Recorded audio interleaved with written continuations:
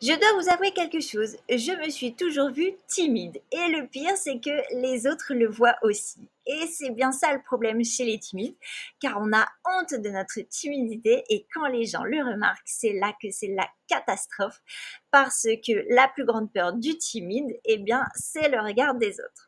Donc j'ai peur d'aborder des inconnus, je ne sais jamais quoi dire, j'ai l'impression d'avoir zéro répartie, c'est compliqué de lancer un sujet de conversation parce que en situation de timidité, c'est comme si mon cerveau devenait un grand vide intersidéral.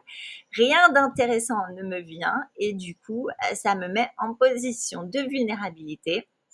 Et après, eh bien, c'est de pire en pire. Et surtout, je crois que ce qui me pose le plus de problèmes, c'est de déranger les gens. Je déteste ça, c'est vraiment mon plus gros problème.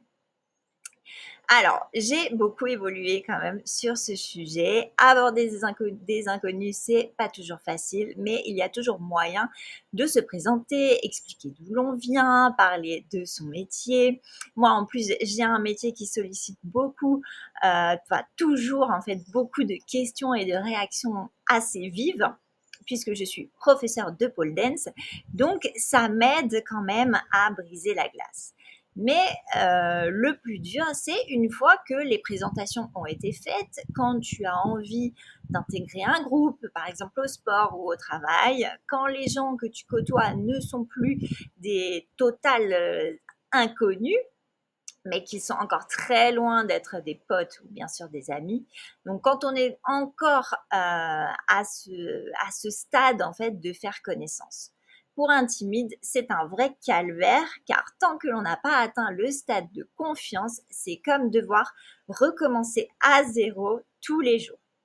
Si toi aussi tu es timide, tu me comprends. La timidité prend bien sûr différentes formes chez chaque personne, mais c'est clairement un handicap dans la vie de tous les jours. La bonne nouvelle, c'est que ça n'est pas une fatalité. Et je vais t'expliquer pourquoi.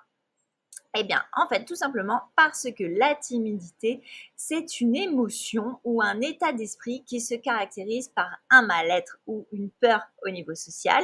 Et ça n'est donc pas un trait de caractère, comme l'est par contre l'introversion. Et donc, la timidité ne fait pas partie de notre essence, c'est juste une croyance. Et donc, pour le coup, c'est une croyance limitante, mais une croyance, ça peut se changer.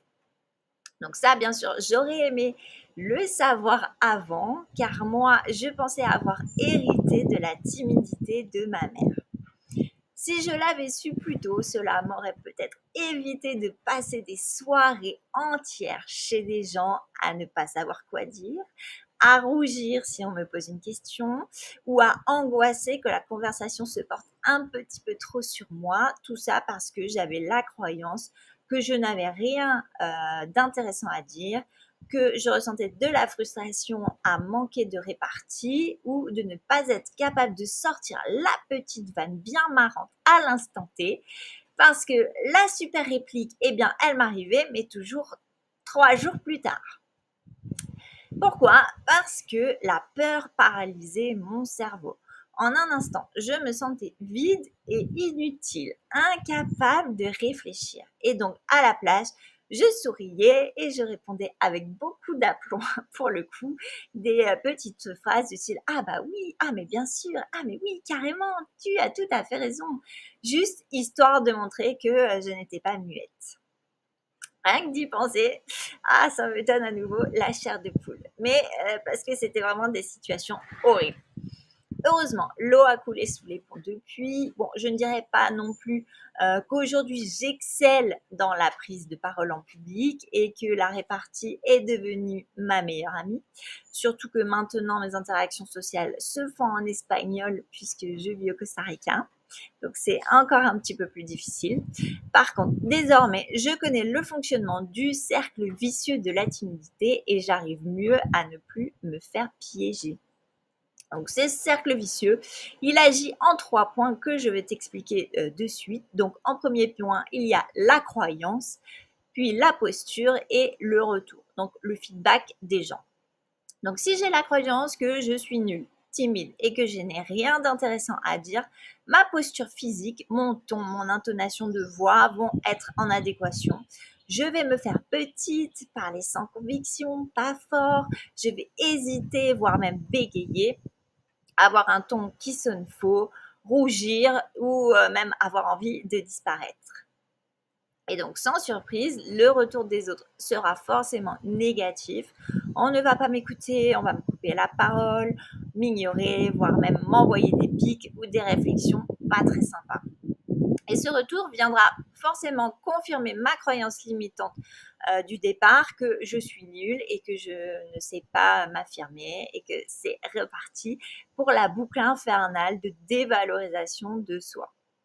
Donc, ce processus inconscient, je l'ai compris récemment et j'ai pu l'analyser facilement, tout simplement parce que je me suis vue comme une personne de plus haute valeur. Ça s'est fait sans aucune préméditation de ma part et pas non plus dans le but premier de vaincre ma timidité, mais en changeant ma croyance de départ et le regard qu'avaient les autres sur moi, je suis devenue beaucoup moins timide et j'ai du coup acquis de la confiance en moi. Je t'expliquerai donc la semaine prochaine comment et pourquoi je suis devenue professeure de pole dance et comment, sans le vouloir, ça a grandement amélioré ma timidité.